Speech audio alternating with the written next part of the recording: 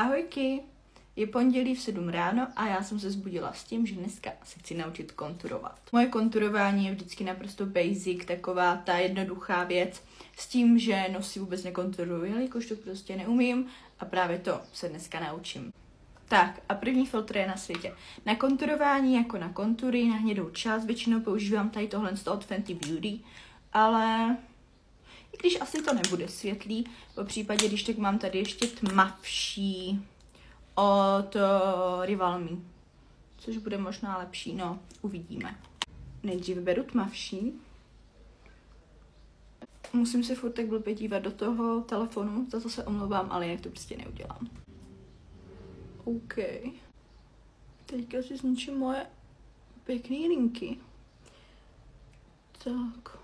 Teďka si přesně vezmu ten trošku světlejší od Fenty Beauty a tady ty čáry udělám pomocí tady toho. OK. Je hrozina, protože vlastně vůbec nevím, kam to dávám. Ale jo, když se kouknu do zrcátka, tak to vypadá fajn. Beru teď korektor od Fenty Beauty. Šipka tady. Šipka tady. Ten je docela velký kus. Já používám úplně minimum korektoru a tohle je pro mě docela jako fest. Jo, to jsem trošku nevychytala. Vlas. Jdeme na poslední část na tvářinku a já miluji používat jako tvářinku toto. Je to skvělý. Je to fakt. Já hrozně nemám ráda rtěnky, které se zbarvují pomocí pH. Vždycky je to taková divná růžová, ale tohle je taková hezká nafialková. A mám ji hrozně ráda jako tvářenku. Prostě fakt fialová. Tak jo, já jdu vypnout filtr. A takhle jak to teda vypadá. Já si na konturování vezmu tady ten můj štětec, který jsem si měsíc zpátky trošku vytunila, jelikož mi odešel můj milovaný od Real Techniques, takže tohle je dokonalá alternativa. Přestříkám všechno s ring sprayem od Benefitu, který je mimochodem úžasný. A začneme to ztrácet. Tohle si dávám teda vždycky níž, jelikož prostě druhou bradu mám. Tak si nemyslím, že tohle mi bude zrovna dvakrát lichotit.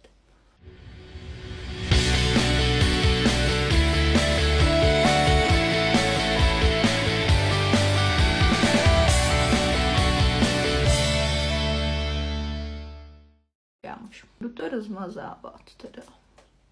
Začnu těch očí. Můj problém je vždycky v tom, že mi to prostě nepřipadá vůbec jako realistický. Ten nos teda teď. Děláme si takovou tu bambulku. No, jakože na to, že nekonturuju, tak se mi to docela líbí. Líbí se mi to jako moc. Jdu dát korektor, trošku highlight, tak se mi to docela...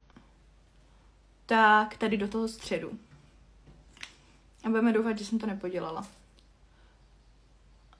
Uděláme si tady tu bambulku. Trošku to dám prstem pryč. Sexy. A tohle možná udělám jenom prstem. A vlastně k čemu, když...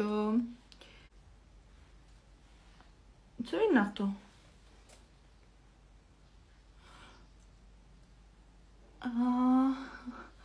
Podle mě to není špatný. Rozosněvače. Určitě musím říct, že tady to konturování je top. Jak ta pleťovka, tak i ten nos. Moc se mi to líbí. Shiny.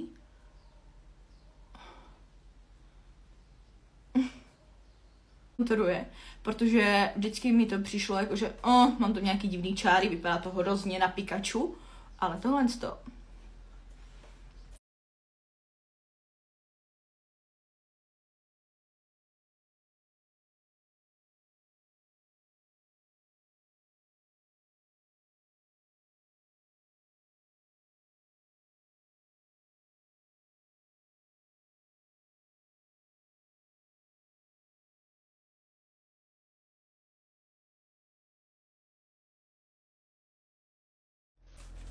Takže konturování jsem dala dopryč, už tady máme zpátky můj nos a jdeme si vybrat další filtr. OK. Toto vypadá hodně zajímavě. Já už rovnou beru tady tenhle ten tmavší. Brada.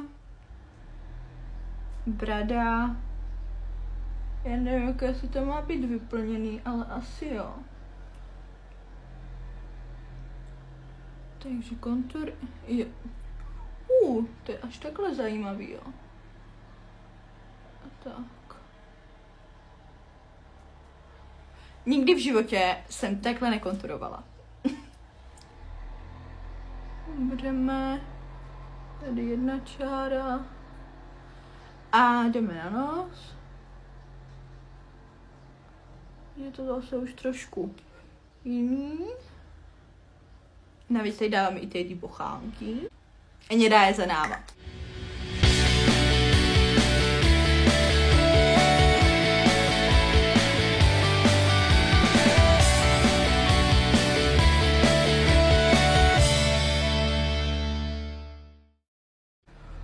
No tak na tady toto jsem hodně zvědavá.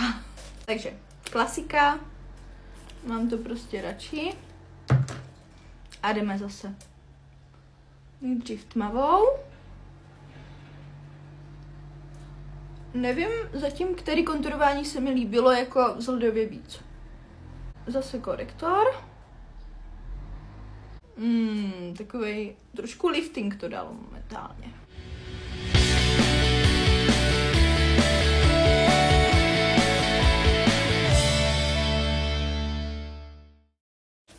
Tak já nevím. Dělala to něco. Rozhodně se mi tohle líbí na ten obličej, ale ten nos určitě ne. Takže jdeme najít filtr na nos. The Perfect Nose Contour. Takže... No tak to jsme tady ještě neměli. OK. A tady taky srdíčko. Beru štětec.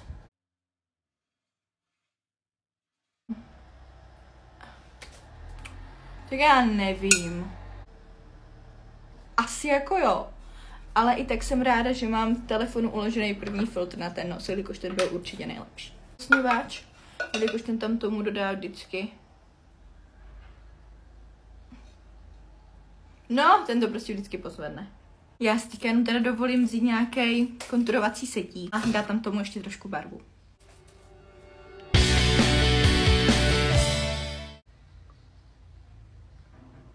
No, teď jak jsem tam udělala tu čárečku,